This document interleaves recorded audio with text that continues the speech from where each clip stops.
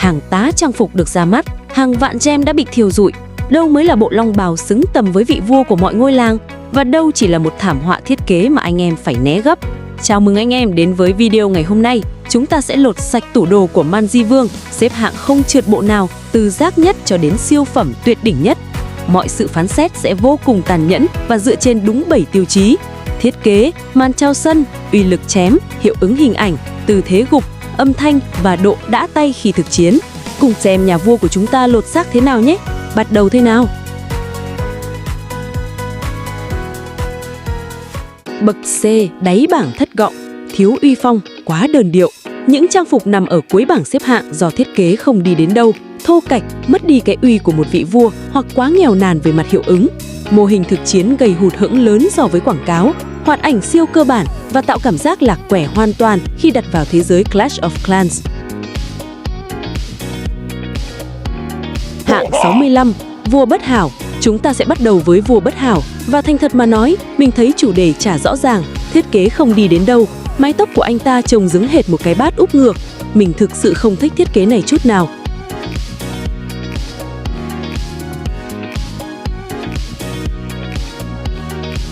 Thêm vào đó, hoạt ảnh tấn công của anh ta cực kỳ cơ bản, không có gì đặc biệt ở đây cả. Thôi cho đáy bảng luôn, có anh em nào mở dương free hay mua về dùng không vậy?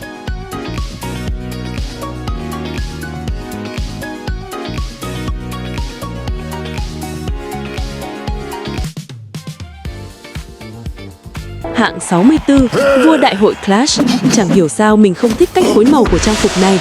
Với trang phục này, mình không phải là fan của thiết kế võ sĩ Quyền Anh. Phong cách quần đùi, áo vest trắng kết hợp găng tay đấm bốc nhưng lại đi dép lê da, nhìn khá lạc quẻ. Đặc biệt, việc anh ta bị cạo mất bộ rìa mép thương hiệu trông cực kỳ kỳ cục. Nhưng mình phải thừa nhận, hoạt ảnh đi bộ thủ thế đấm bốc khá buồn cười, và cách anh ta tấn công các công trình cũng khá độc đáo. Giơ găng nện 2 cú liên tiếp kèm hiệu ứng va chạm rất rõ nét.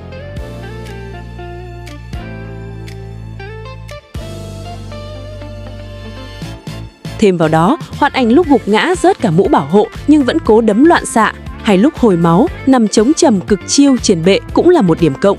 Tuy nhiên, cá nhân mình sẽ không bao giờ sử dụng trang phục này. Theo ý kiến của mình, ngoài kia còn nhiều trang phục tốt hơn rất nhiều.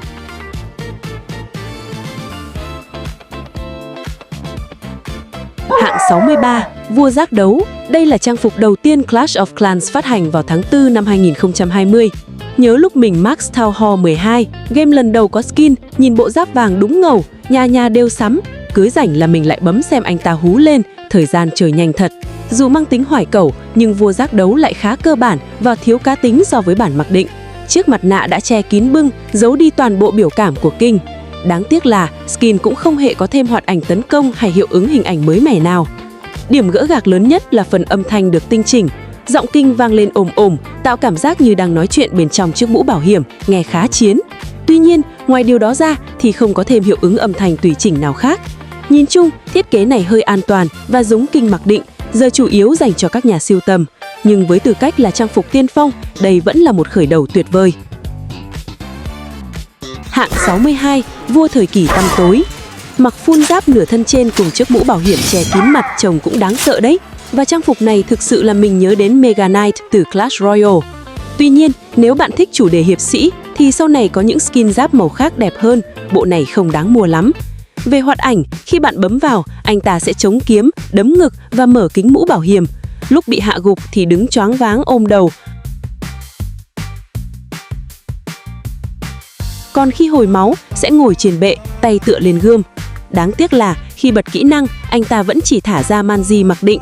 Dù sao thì điều mình thích là anh ta có 2 hiệu ứng âm thanh khác nhau khi tấn công, một hiệu ứng cho nhát chém bằng kiếm và một hiệu ứng cho cú đấm. Nhưng đúng vậy, tổng thể thiết kế khá đơn điệu và dễ bị quên lãng. Nếu bạn kể cho mình nghe về trang phục này trước khi ghi hình, có lẽ mình đã quên bén nó rồi. Hạng 61, vua robot. Đây là trang phục huyền thoại đầu tiên trong danh sách thực sự có hiệu ứng hình ảnh. Chúng ta có thể thấy dòng điện xẹt qua lại trên đỉnh đầu và ánh sáng trên thanh đoàn kiếm khá là tuyệt. Tạo hình người máy kim loại với đôi mắt đỏ ngầu cùng chìa khóa lên dây cót và bánh răng xoay sau lưng nhìn cũng rất chi tiết. Nhưng thành thật mà nói, trang phục này mang lại cảm giác quá nhỏ bé đối với mình, nghĩa là nó thiếu đi sự oai phong, không thực sự ra dáng một vị vua. Dù sao thì nó cũng có hiệu ứng hoạt ảnh và âm thanh rất hay. Mỗi khi chạm vào, anh ta sẽ xoay ngược đầu và bạn sẽ nghe thấy âm thanh của máy tính tiền. Đòn đánh bằng dao có hiệu ứng và chạm rõ nét. Thêm nữa, lúc gục ngã thì đầu đứt lìa khỏi thân, hay lúc hồi máu ngồi lắc lư trên bệ cũng là những điểm nhấn thú vị. Hạng 60, vua biệt đội siêu đẳng. Dù có màn chào sân bước ra từ cổng không gian với giọng announcer hô vang Barbarian King khá độc đáo, nhưng kỳ vọng của mình ở màn collab này cao hơn thế. Nghĩ bụng, trời, collab mà chỉ có thế này thôi sao? Thực ra, đây là một trang phục bậc huyền thoại được tặng miễn phí nhân dịp game Squad Busters đạt 30 triệu lượt tải. Dù có thêm chút chi tiết ở găng tay hay vương miện đính kim cương, nhưng trang phục này lại mang đến cảm giác quá nhỏ bé đối với mình. Việc anh ta lạch bạch chạy giống hệt nhân vật Squad Busters, khuôn mặt đơ cứng hoàn toàn không có biểu cảm, cộng với việc giữ nguyên bảng màu mặc định, khiến anh ta chẳng giống một vị vua oai phong chút nào. Đã vậy cũng không có lính Barbarian tùy chỉnh đi kèm. Tuy nhiên, mình phải thừa nhận nó có hoạt ảnh xuất hiện khá ngầu và hoạt ảnh tấn công cũng tạm ổn. Bạn có thể phối nó cùng bộ trang phục pixel nhìn cũng khá hợp, nhưng nhìn chung thì bộ skin này chưa thể làm mình thỏa mãn.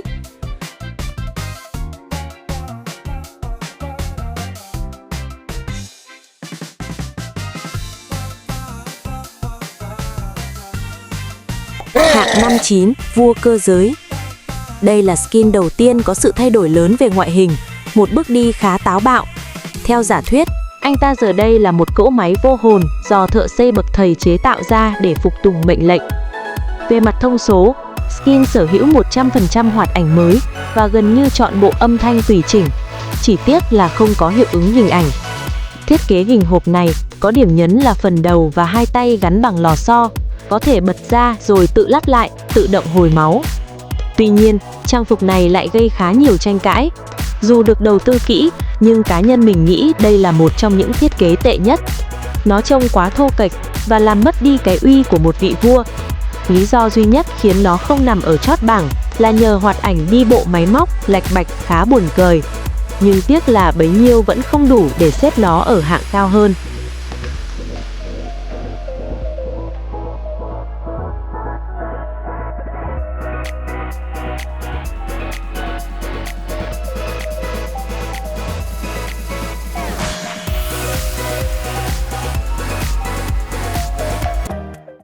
Bậc B, tầm trung, tạm tạp, hoạt ảnh gánh thiết kế. Phân khúc đông đảo nhất trong danh sách, điểm chung của nhóm này là thiết kế ngoại hình chỉ ở mức trung bình, phối màu đôi khi hơi xỉn, kén người nhìn hoặc đã lỗi thời theo thời gian. Tuy nhiên, điểm ăn tiền cứu vớt lại chính là các hoạt ảnh tùy chỉnh vô cùng hài hước, độc lạ hoặc lính custom đi kèm quá chất. Nhìn chung là phần nhìn bình thường nhưng phần trải nghiệm khá vui. Hạng 58, vua họa sĩ. Lính Manji thả ra nhìn như quả bóng xù lông, nhỉnh hơn một chút vì ăn theo sự kiện Color Fest, nhưng không có gì quá đặc biệt. Khoan đã, đây có thực sự là trang phục của bậc huyền thoại không? Đúng là vậy, nhưng thành thật mà nói, đối với mình, nó trông chỉ giống một trang phục của vé vàng. Để trang phục này thực sự xứng danh huyền thoại, nó cần thêm rất nhiều thứ. Khi King dùng tay đẫm sơn hay vung cọ vẽ để tát kẻ địch, mình rất muốn thấy một hiệu ứng hình ảnh giống như sơn đỏ được quét tung tóe lên công trình. Thêm hiệu ứng sơn nhỏ giọt khi anh ta bước đi thì sẽ ngầu lắm. Đáng tiếc là điều đó không xảy ra, ngay cả hoạt ảnh xuất hiện cũng gây hụt hẫng. Bạn nghe rõ mồn một tiếng sơn tạt ầm ầm nhưng lại chẳng thấy giọt sơn nào bay ra. Còn hiện tại, chúng ta chỉ có những đòn đánh và hiệu ứng xuất hiện quá đỗi cơ bản, không đủ tầm vóc của một trang phục huyền thoại. Mình chỉ có thể xếp ở B tier.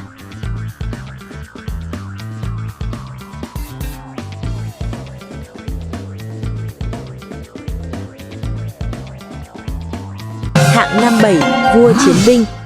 Nhìn qua thì trông anh ta khá giống một nhân vật bước ra từ tựa game Dynasty Warriors, nhưng nếu mang đi so sánh với các bộ skin test âm lực xịn sò bây giờ thì thiết kế này thực sự quá kém.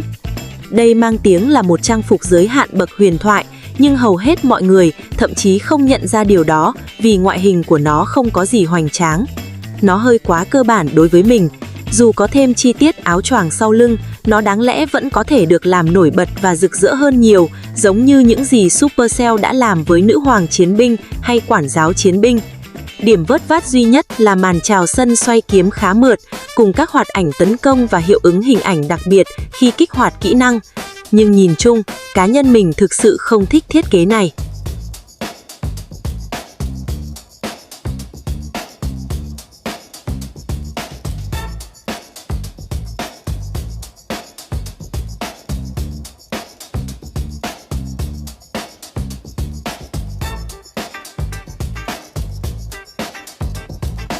Hạng 56, vua lễ hội Clash.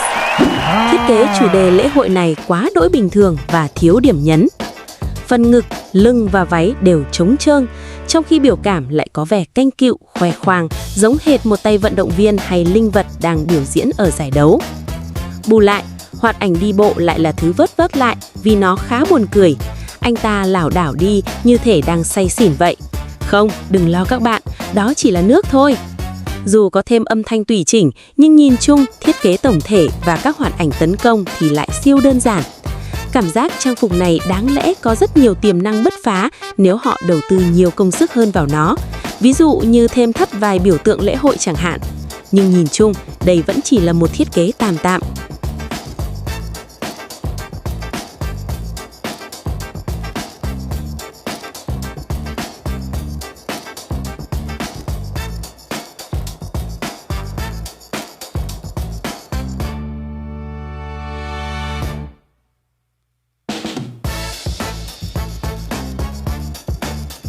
Hạng 55, vua Giáng sinh. Giờ đây đã có rất nhiều skin chủ đề Giáng sinh đẹp hơn nên đánh giá cá nhân của mình là bộ trang phục này hơi kém. Mình hiểu ý đồ mang không khí lễ hội của nhà phát hành khi trang bị cho anh ta chiếc mũ sừng tuần lộc và thanh kiếm băng, nhưng tổng thể nó trông vẫn quá giống với vị vua mặc định. Dù sao thì hoạt ảnh tạo dáng cũng khá đẹp, điệu bộ đi đứng nhí nhảnh, vẫy tay chào kèm hiệu ứng tuyết rơi xung quanh trông khá là ngầu. Tuy nhiên, lại có một điểm trừ cực kỳ kỳ cục là anh ta phát ra tiếng nhưng lại không hề mở miệng. Bên cạnh đó, dù được quảng cáo là có thêm hiệu ứng âm thanh và hình ảnh, nhưng hoạt ảnh tấn công lại siêu cơ bản, hoàn toàn không có điểm nhấn nào quá đặc biệt. Và đó là lý do tại sao bộ skin này không thể vươn lên thứ hạng cao hơn.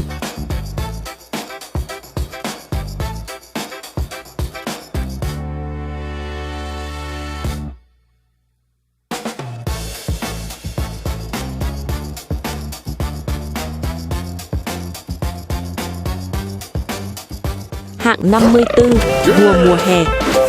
Chủ đề anh chàng lướt sóng này khá hay, nhưng thiết kế thì cá nhân mình không thích chút nào. Khi bạn nhìn thấy nó trong giao diện lựa chọn, với mái tóc dài vàng hoe, đeo kính râm, khỏe vết cháy nắng, đeo găng tay dây thừng và vác chiếc ván lướt sóng thay cho thanh kiếm, nó trông là một trang phục thực sự ngầu. Nhưng một khi bạn chốt đơn và bắt đầu sử dụng, nó lại không đẹp đến thế trong game, trông tệ hơn nhiều. Sự khác biệt giữa mô hình bên ngoài và thực chiến là quá lớn. Dù nhiều phát hành cũng cố gắng thêm thắt vài hoạt ảnh, như khi chạm vào thì anh ta nhảy lên lướt sóng, khi tấn công thì đấm và vung ván tát kẻ địch, hay lúc hồi máu thì nằm ườn ra bệ nghỉ. Nhìn chung, skin này khiến mình thực sự thất vọng.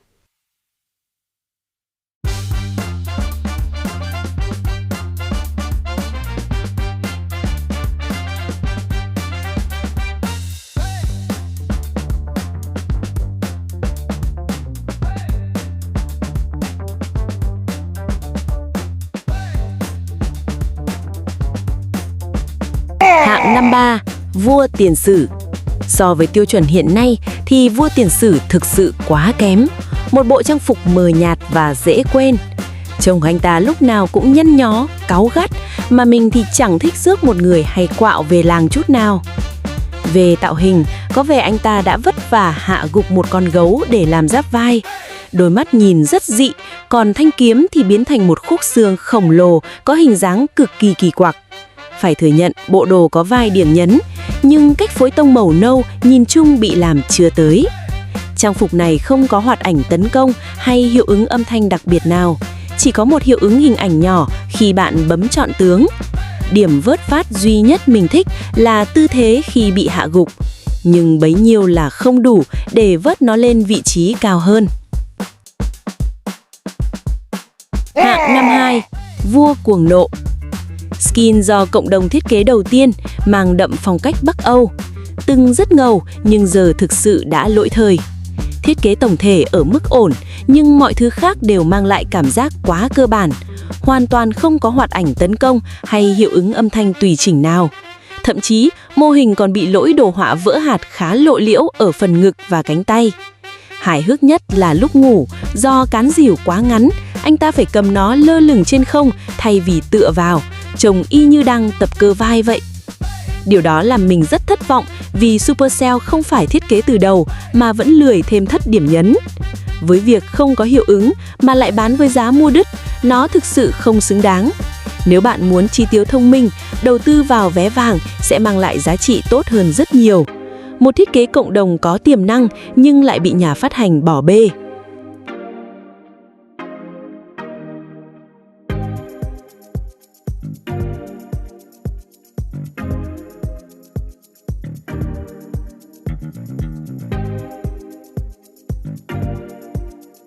Hạng 51, vua bóng tối.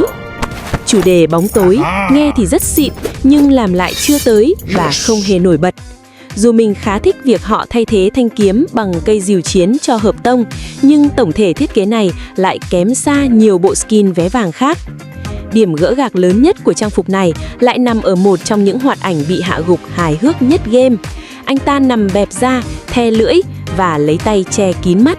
Nói thật, đó chính xác là bộ dạng uể oải của mình mỗi khi phải lết dậy sớm đi trực lâm sàng. Ngoài ra, hoạt ảnh tấn công cũng khá ngầu. King không chỉ chém bằng dìu mà còn tung chân đá thẳng vào các công trình. Nhưng nhìn chung, thiết kế ngoại hình chỉ ở mức trung bình và mình không thực sự hâm mộ nó.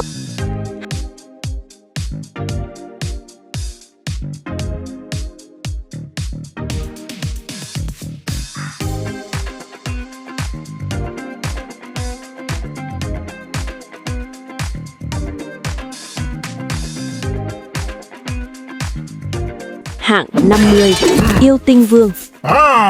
Thành thật mà nói, thiết kế của bộ skin này thực sự rất tệ.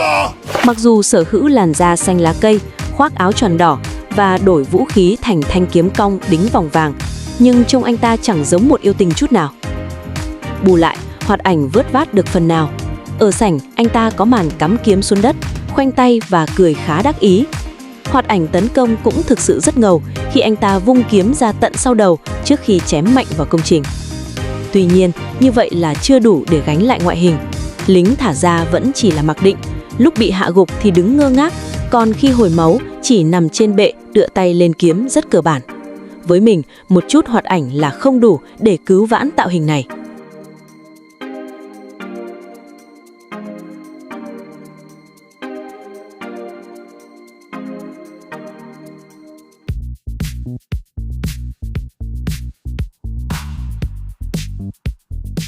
Hạng 49, vua rừng xanh.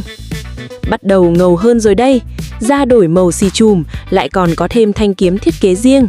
Đây thực sự là trang phục hoàn hảo cho Town Hall 14. Nó cực kỳ phù hợp với chủ đề và mình rất thích cách họ biến vị cua thành một chúa tể rừng xanh uy quyền. Tuy nhiên, có một điểm hài hước là chiếc vương miện đính quá nhiều vàng trên đầu trông khá nặng nề. Bảo sao trông mặt anh ta lúc nào cũng nhăn nhó khó ở, chắc là do đội nặng quá nên bị đau cổ đây mà. Dù ý tưởng tốt, nhưng mình phải thừa nhận thiết kế tổng thể không phải là đẹp nhất, đặc biệt là phần mái tóc của anh ta nhìn khá dị. Thêm vào đó, dù dáng vẻ vác kiếm lao vào đập Town Hall nhìn cũng dũng mãnh đấy, nhưng mình cảm thấy hiệu ứng âm thanh và hiệu ứng hình ảnh đáng lẽ có thể làm tốt hơn rất nhiều để xứng đáng. Hạng 48, vua Pixel. Cực kỳ ngầu, dễ thương và sở hữu hoạt ảnh tùy chỉnh 100% nguyên set. Đặc biệt, điểm cộng lớn nhất là anh em có thể nhận trang phục này hoàn toàn miễn phí. Hoạt ảnh tấn công thực sự là thứ làm cho nó nổi bật. Mỗi cú đánh mang lại cảm giác giống hệt những tựa game arcade cổ điển. Chuyển động cố tình làm hơi vuông vức, giật giật, cộng thêm hiệu ứng âm thanh mang đậm chất trò chơi 8 bit. Mình cực kỳ thích điều đó.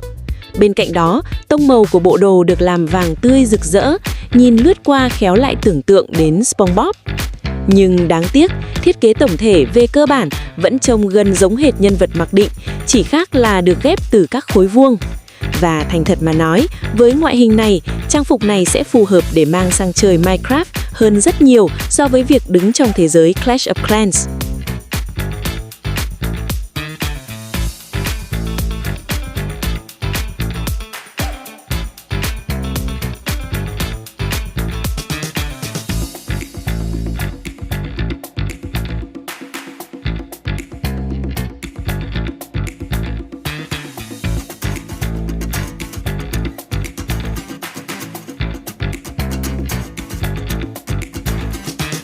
Hạng 47, Man-di Vương Oai Vệ.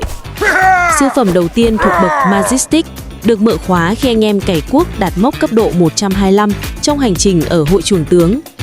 Phải nói là độ chi tiết của bộ giáp này thực sự quá cháy. Anh vua nhà ta lột xác hoàn toàn với mũ giáp vàng rực rỡ, phần giáp vai tạc hình đầu sư tử cực kỳ uy dũng. Tay trái vác cây rìu chiến hạng nặng và điểm nhấn ngầu nhất chính là tay phải được trang bị bộ móng vuốt sắc lẹm, chuẩn phong cách dã thú, sẵn sàng cào xé mọi hàng thủ. Thiết kế này chắc chắn biến King thành một trong những trang phục Majestic xịn sò nhất game hiện tại. Tuy nhiên, có một điểm trừ nhảo là hoạt ảnh tấn công của anh ta vẫn bê nguyên si từ bản mặc định. Dành cho anh em nào chưa biết thì ngoại trừ quản giáo ra, tất cả các trang phục Majestic khác đều không có hoạt ảnh đòn đánh tùy chỉnh.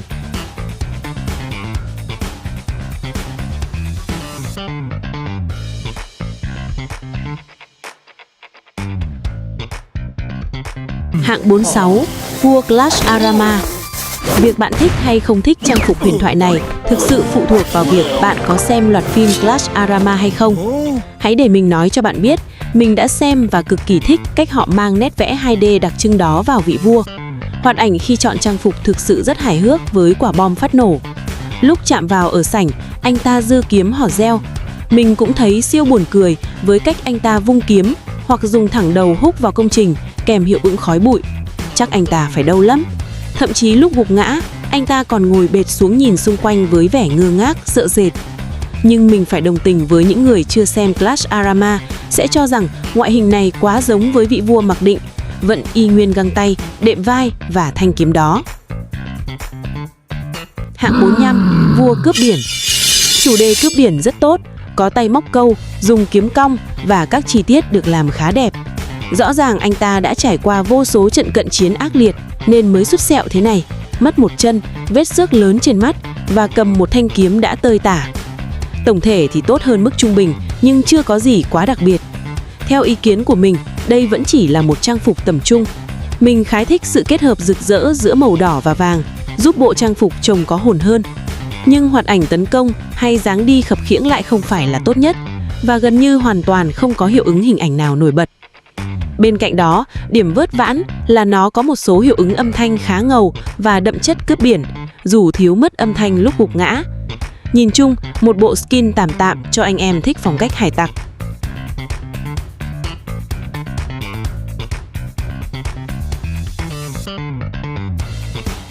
Hạng 42, vua anime. Thiết kế ngớ ngẩn và dị. Dù mang nét vẽ tay 2D với cờ bóc cuồn cuộn như vừa đi tập gym về và xương quay hàm sắc lẹm, nhưng tổng thể lại khá lạc quẻ. Nhưng các bạn nhớ dáng đi giơ ngược thanh kiếm lên đỉnh đầu của nó chứ, rất táo bạo. Tiếc là không collab thẳng với Naruto. Trang phục huyền thoại này có ý tưởng tuyệt vời nhưng cách thực hiện lại quá kém. Mình thực sự không thích thiết kế này. Ý mình là hãy nhìn anh ta trong lúc tấn công chém mục tiêu mà xem, chuyển động khá sượng và lính đi kèm thì vẫn là mặc định. Nhưng nếu phải nói một điều gì đó tích cực thì đó sẽ là hoạt ảnh khi bị hạ gục. Anh ta khuỵu gối xuống đất và ôm chặt lấy ngực đầy kịch tính, y hệt các nhân vật chính đang trọng thương. Nó trông khá đẹp và thực sự đậm chất anime. Hạng 43, vua Haaland. Nhìn chung đây là một skin chủ đề bóng đá rất tốt. Bỏ qua vài lùm xùm thì nó vẫn là một trang phục bậc huyền thoại khá ổn. Trang phục này có một cốt truyện đặc biệt. Erling Haaland thực sự là một fan cứng và đang cày cuốc tựa game này rất tích cực. Nếu có ai đó xứng đáng có một trang phục trong class thì đó chính là một người đam mê tựa game như Erling Haaland. Anh ta được diện bộ kit áo vàng, quần đùi trắng, áo choàng in tên cùng giày đinh mạ vàng cực xịn. Tuy vậy, vì ngoài đời anh ta không có râu ria, lông mày xồm xoàm như King nên trang phục làm theo cũng bị cạo sạch, trông nó vô cùng kỳ cục. Nhưng này, bỏ qua chuyện đó, Mình rất thích các hoạt ảnh tùy chỉnh, từ việc dâng bóng ở sảnh cho đến hoạt ảnh tấn công khi anh ta sút tung cú vô lê hoặc đánh đầu để phá công trình. Đặc biệt nhất là khi bị hạ gục, anh ta nằm lăn lộn ôm chân quằn quạ như đang bị chấn thương, một đặc sản ăn vạ luôn xảy ra trong bóng đá.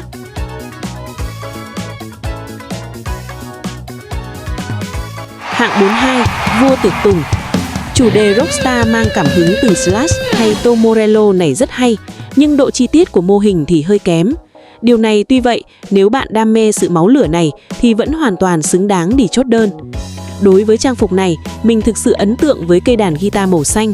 Anh ta cuồng mo đến mức gia cố cây đàn để thay cho thanh kiếm. Mình rất phép cách anh ta dùng nó để đập chát chúa vào các công trình. Và ngay cả khi đi dạo hay lúc ngồi nghỉ ngơi trên bệ, anh ta cũng liên tục gảy đàn.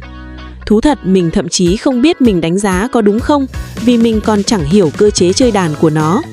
Tuy hơi tiếc vì thiếu hiệu ứng hình ảnh, nhưng trang phục này lại chứa đầy những hoạt ảnh tùy chỉnh thú vị. Nó thậm chí có bộ hiệu ứng âm thanh tiệc tùng cực kỳ ngầu, nghe rất bắt tai.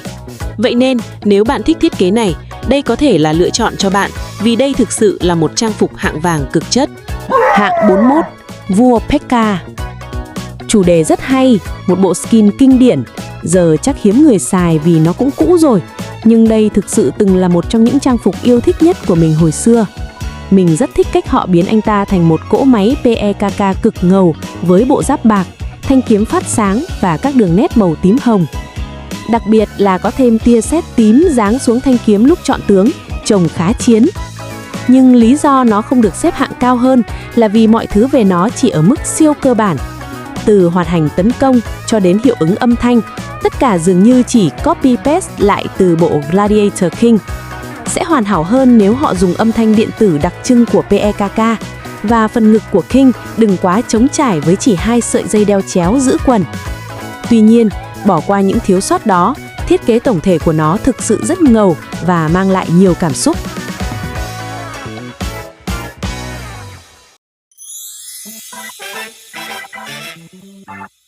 Hạng 40, vua phương Bắc. Mang tiếng là skin hiện đại, nhưng thoạt nhìn lại khá cũ kỹ, dễ khiến nhiều người nghĩ nó không đáng tiền. Nhưng thực tế, đây là một trang phục vé vàng bị đánh giá thấp. Anh ta hóa thân thành chiến binh Viking với bộ râu tiết bím, mặc áo khoác mùa đông xanh, mặt bôi màu chiến tranh và vác một cây rìu sắt lớn. Với một trang phục vé vàng, đây thực sự là thiết kế mang đẳng cấp huyền thoại, như sự kết hợp hoàn hảo giữa Ice King và Fierce King. Màn chào sân của anh ta rất ngầu khi nhảy xoay người, đập rìu xuống đất rồi vỗ ngực dũng mãnh. Điều đáng kinh ngạc nhất là nó thậm chí còn có hiệu ứng hình ảnh khi anh ta vung rìu chém vào công trình. Đáng tiếc là các hoạt hành tấn công và lúc bị hạ gục, chỉ đứng ngơ ngác tựa vào cán rìu lại rất cơ bản. Nhưng nhìn chung, điều đó là hoàn toàn hợp lý và có thể chấp nhận được, vì suy cho cùng đây cũng chỉ là trang phục vé vàng. Hạng 39, vua quái thú. Chủ đề người sói rất ngầu, nhưng cá nhân mình không thích tạo hình này vì nhìn hơi xỉn màu và nhỏ bé. Đây thực sự là một thiết kế mang đậm phong cách dã thú, tuy vậy nó lại bị chi phối bởi tông màu xanh lam khá xấu, ám lên toàn bộ trang phục cũng như khuôn mặt. Ít nhất có thể nói là nó trông không hề hấp dẫn, và đáng tiếc là không có lính custom đi kèm. Bù lại, các chi tiết chuyển động được làm rất tỉ mỉ, dáng đi khom lưng hoang dại, liên tục co giật như một con quái thú thật tuyệt vời. Bạn có thể cảm nhận được cơn thịnh nộ bùng nổ qua từng đòn đánh tàn bạo. Đặc biệt khi kết hợp cùng găng tay khổng lồ, trông anh ta cực kỳ cháy và có thể trở thành nỗi khiếp sợ cho bất kỳ ngôi làng nào. Hoạt ảnh bị hạ gục cũng được làm rất tốt. Nó có bộ hiệu ứng âm thanh dã thú tuyệt vời, nhưng khá đáng tiếc là lại không có hiệu ứng hình ảnh nào thực sự nổi bật.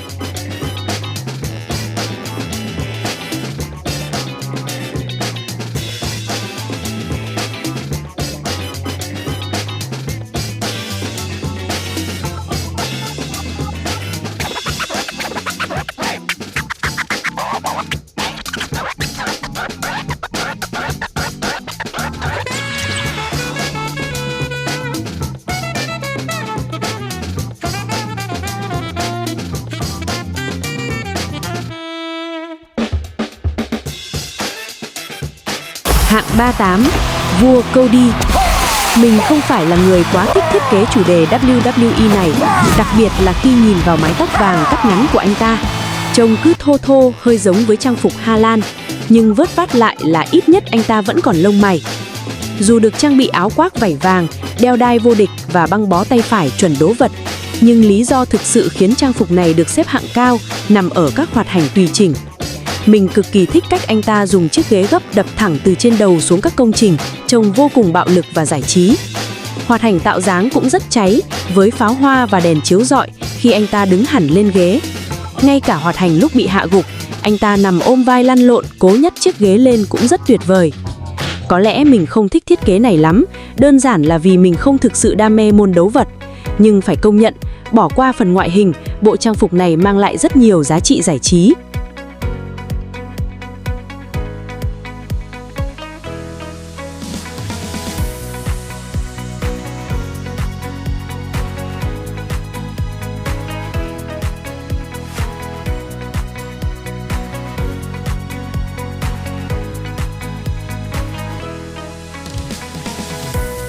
Hạng 37, vua không gian. Mang đậm phong cách Buzz Lightyear hay Star Trek, anh ta được trang bị bộ đồ vũ trụ màu đỏ, đội mũ kính tròn cùng thanh kiếm độc lạ gắn tấm pin năng lượng mặt trời. Nhưng thú thật, mình không phải là fan của thiết kế này. Đối với một trang phục bậc huyền thoại, ngoại hình của nó đáng lẽ phải được làm tốt hơn, khiến đây có lẽ là bộ skin mà hầu hết mọi người đều dễ dàng lãng quên. Bù lại, điểm sáng vớt vát lại nằm ở các hoạt ảnh tùy chỉnh. Dù khá đáng tiếc là không có lính custom đi kèm, nhưng hiệu ứng di chuyển kiểu nhảy nảy tưng tưng như đang ở môi trường không trọng lực, trông cực kỳ vui mắt. Các hoạt ảnh tấn công cũng rất tuyệt vời. Mỗi khi anh ta vung kiếm đập vào công trình, bạn sẽ thấy các hạt năng lượng tích điện tóe ra kèm những màu sắc mà mình cực kỳ thích. Ngay cả lúc nghỉ ngơi hồi máu, anh ta cũng trôi lơ lửng trên bệ. Nhìn chung, chuyển động đã gánh còng lưng cho phần thiết kế.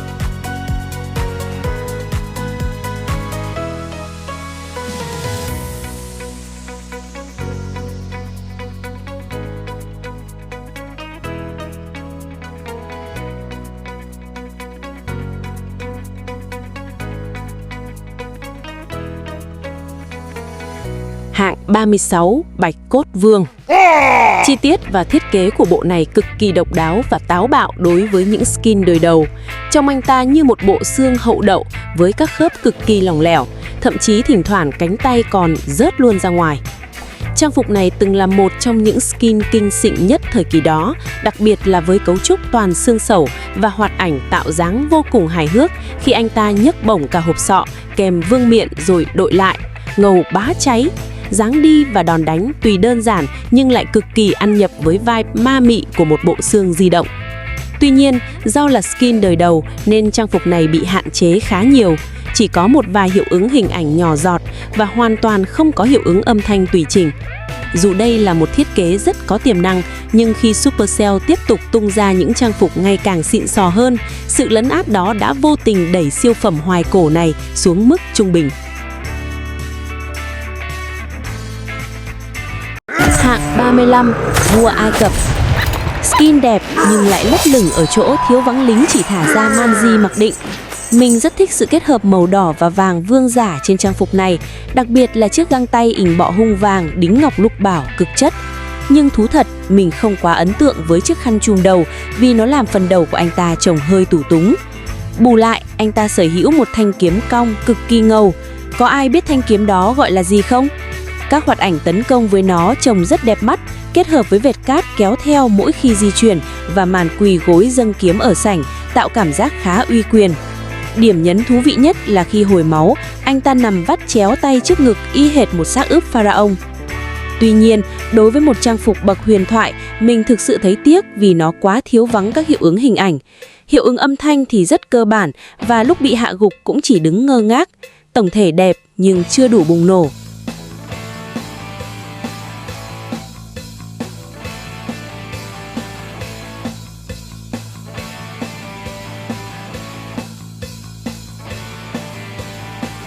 Hạng 34, vua Minion hắc ám.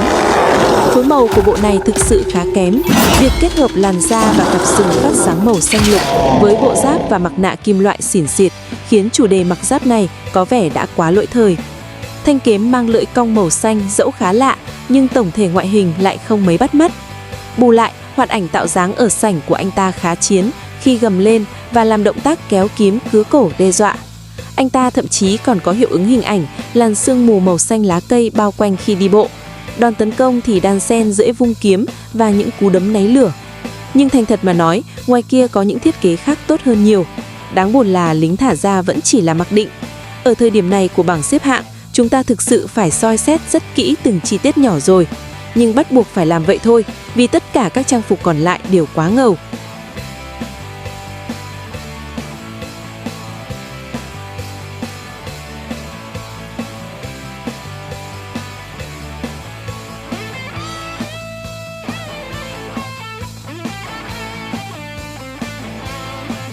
Hạng 33, vua bánh quy gừng. Skin mang thiết kế 2D bẹp dí làm từ bánh gừng phủ kem trang trí. Dù phong cách này hơi quá dễ thương so với gu của mình và mô hình lúc tấn công nhìn khá phẳng, nhưng mức độ chi tiết của nó là không thể phủ nhận. Điểm cộng cực lớn là nó có lính custom, thả ra cả một bầy bánh gừng thu nhỏ. Điều thực sự làm trang phục miễn phí này trở nên khác biệt chính là các hoạt ảnh. Vũ khí giờ được đổi thành một que kem. Dáng đi của anh ta cực kỳ buồn cười, mỗi bước đều vương vãi vệt đường và kẹo vụn phía sau trông khá ngầu. Mình đặc biệt thích đòn đánh xoay người vung que kem đập vào công trình tạo hiệu ứng bắn tung tóe. Cú xoay này mang lại cảm giác vô cùng thỏa mãn, nhất là khi kết hợp chung với trang bị găng tay khổng lồ. Ngay cả lúc bị hạ gục, anh ta đứng ngơ ngác lắc lư qua lại cũng rất hài. Theo ý kiến của mình, dù ngoài kia có nhiều bộ hầm hố hơn, mình vẫn đánh giá cao sự sáng tạo của trang phục này.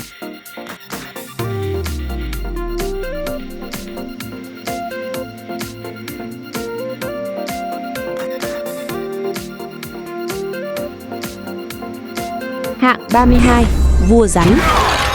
Trang phục này mang đậm phong cách nhà sư Đông Á với làn da vàng, tóc trắng, mặc đạo bào và quấn quanh người một con rắn gỗ lớn đang tự cắn đuôi. Nó mang lại cảm giác rất mới mẻ, gọn làng và nổi bật với hiệu ứng hào quang lấp lánh màu vàng mỗi khi di chuyển. Điểm cộng nhỏ nữa là lính thả ra cũng có tóc trắng custom. Thiết kế ngoại hình đối với mình chỉ ở mức bình thường, nhưng mình lại là một fan bờ của các hoạt ảnh. Hoạt ảnh lúc chọn ở sảnh thực sự quá ngầu với ánh sáng rực rỡ và các thế võ cản mũi tên cực khét. Mình cũng rất thích đòn tấn công khi anh ta vung tay giáng mạnh chiếc chùm gai từ trên đầu xuống để đập nát công trình. Nhưng tự chung lại, phần thiết kế có phần hơi dị thực sự đã làm nó bị mất điểm đối với mình và hiệu ứng âm thanh cũng không phải là tốt nhất.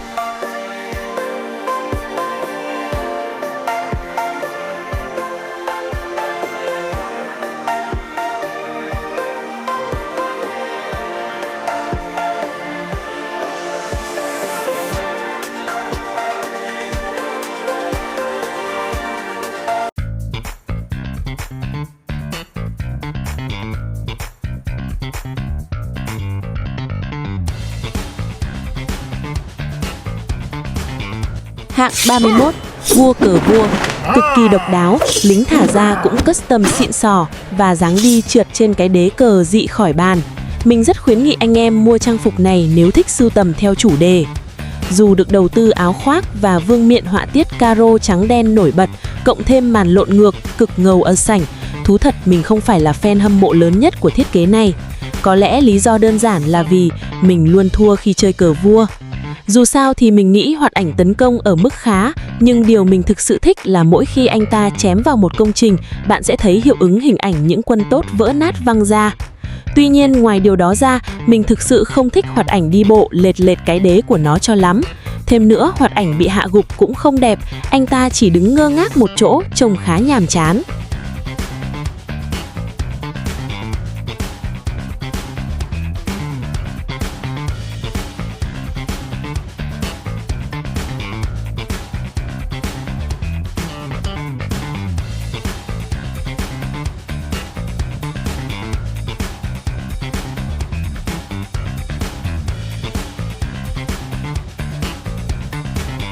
Hạng 30, vua miền Viễn Tây.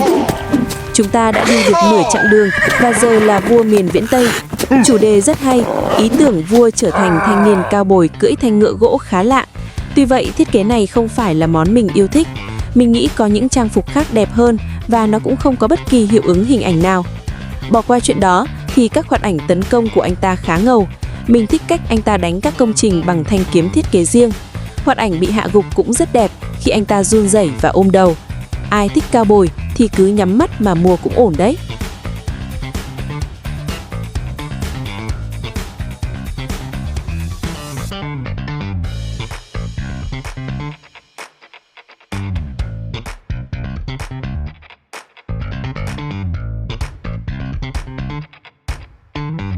Hạng 29, vua sa mạc.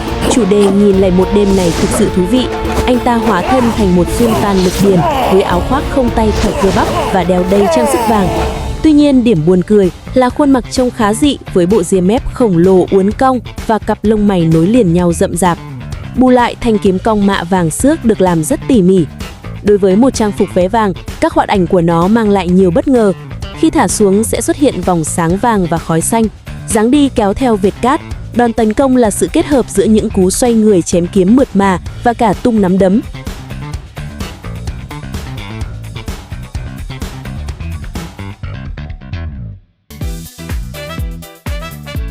Lúc gục ngã, chống kiếm thở dốc thì hơi cơ bản, nhưng chi tiết ăn tiền và độc đáo nhất lại nằm ở hoạt ảnh nghỉ ngơi.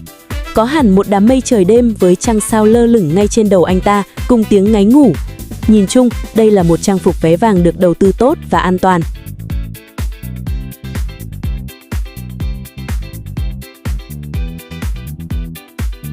Hạng 28, Manji Chẳng Tinh. Ngầu y hệt tướng Ban Mon, anh em nào thích chủ đề viễn tưởng chắc chắn sẽ mê. Tổng thể bộ này tốt hơn hẳn con vua yêu tinh. Nhưng thành thật mà nói, mình lại không hợp gu với thiết kế này cho lắm. Ý mình là, hãy nhìn cái đầu của anh ta xem. Làn da hồng xen lẫn các vệt sơn vàng, tóc buộc túm nhỏ xíu, lông mày rậm, mắt phát sáng cam cùng hai chiếc răng nanh khổng lồ mọc ngược. Trông khá dị và đáng tiếc là lính thả ra vẫn chỉ là mặc định. Tuy nhiên các bạn ạ, bù lại trang phục này có rất nhiều thứ hay ho. Dáng đi để lại vệt khói lấp lánh, hoạt ảnh ở sảnh cực chiến khi anh ta nhảy đấm nát đất rồi gầm giống. Mình đặc biệt thích các hoạt ảnh tấn công bằng chiếc rìu gai. Anh ta vung vũ khí từ bên hông và giáng mạnh từ trên xuống, đi kèm hai hiệu ứng âm thanh tùy chỉnh và hiệu ứng hình ảnh màu tím tung tóe, trông thực sự rất chất.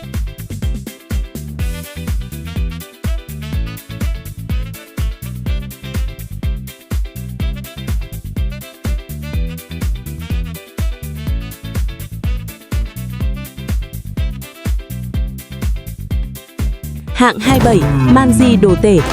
Trang phục này trông rất ngầu, mang đậm phong cách phim đen trắng thập niên 30 với tông màu đơn sắc, điểm xuyết vài chi tiết màu hồng. Anh ta diện vest kẻ sọc, áo măng tô dính vết tiên dược và mình cực thích thanh dao bầu khổng lồ tùy chỉnh. Nó hoàn toàn phù hợp với cái tên Manji Đồ Tể. Trang phục này có hoạt ảnh ở sảnh rất hài hước khi anh ta lấy dao ra cạo râu và dáng đi cũng buồn cười không kém khi cứ gõ gõ dao vào tay rồi vác lên vai. Các hoạt ảnh tấn công chén ngược hay bổ từ trên xuống làm văng tiên dược ra mục tiêu ở mức khá. Ngay cả lúc gục ngã, anh ta quỳ xuống với con dao găm chặt vào vai trông khá kịch tính. Nhưng với mình, tổng thể nó vẫn hơi thiếu sót về hiệu ứng hình ảnh và lính đi kèm vẫn chỉ là mặc định. Đáng thất vọng nhất là hiệu ứng âm thanh cũng làm chưa tới, nghe khá giống với vị cua mặc định.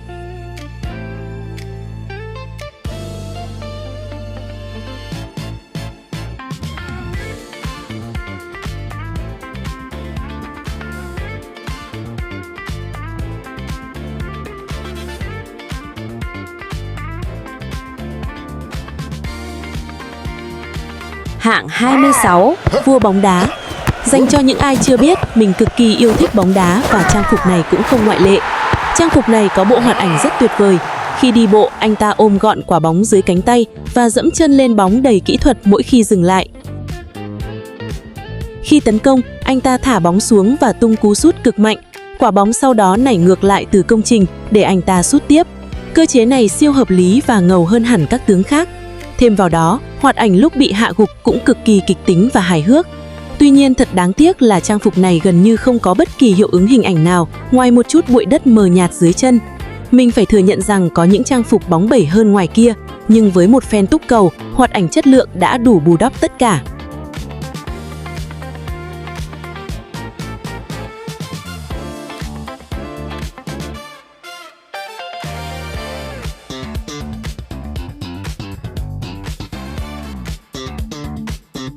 Hạng 25, vua âm nhạc.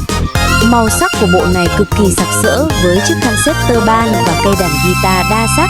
Mình rất yêu thích thiết kế ngập tràn không khí tiệc tùng này và đặc biệt khuyến nghị anh em nên mua. Khi chạm vào ở sảnh, anh ta sẽ bắt đầu chơi nhạc, nhảy múa với các nốt nhạc bay ra từ cây đàn.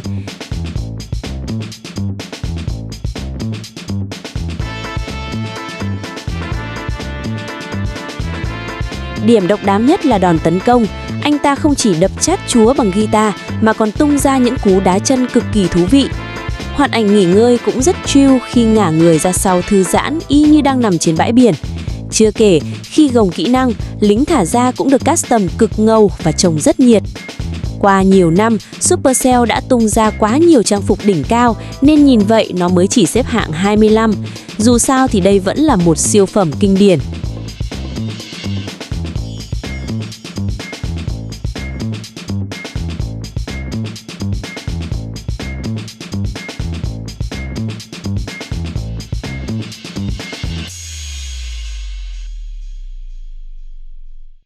Vậy là chúng ta đã đi qua hơn một nửa chặng đường của bảng xếp hạng, điểm mặt gọi tên toàn bộ những trang phục từ top 65 đến top 25. Từ những cái tên chạm đáy ở bậc C đầy thất vọng cho đến phân khúc bậc B đông đảo, nơi mà các hoạt ảnh tấu hài và lính custom đã phải gánh còng lưng cho phần thiết kế. Anh em nghĩ sao về danh sách ngày hôm nay? Liệu mình có đang quá khắt khe với bộ skin yêu thích nào của anh em không? Hãy để lại bình luận ngay phía dưới để chúng ta cùng tranh luận nhé! Và đừng vội rời đi vì những siêu phẩm thực sự vẫn còn đang ở phía trước. Ở video phần 2 sắp tới, chúng ta sẽ bước vào những cuộc cạnh tranh khốc liệt nhất ở bậc A, đẳng cấp huyền thoại và vinh danh những bộ trang phục hoàn hảo nhất ở bậc S, đỉnh cao thực chiến. Mình hứa là sẽ có những cái tên và những màn đánh giá hiệu ứng cực kỳ bùng nổ đang chờ đón anh em đấy. Nhấn like, đăng ký kênh và bật chuông thông báo ngay bây giờ để là người đầu tiên xem phần 2 nhé. Cảm ơn anh em đã theo dõi. Xin chào và hẹn gặp lại.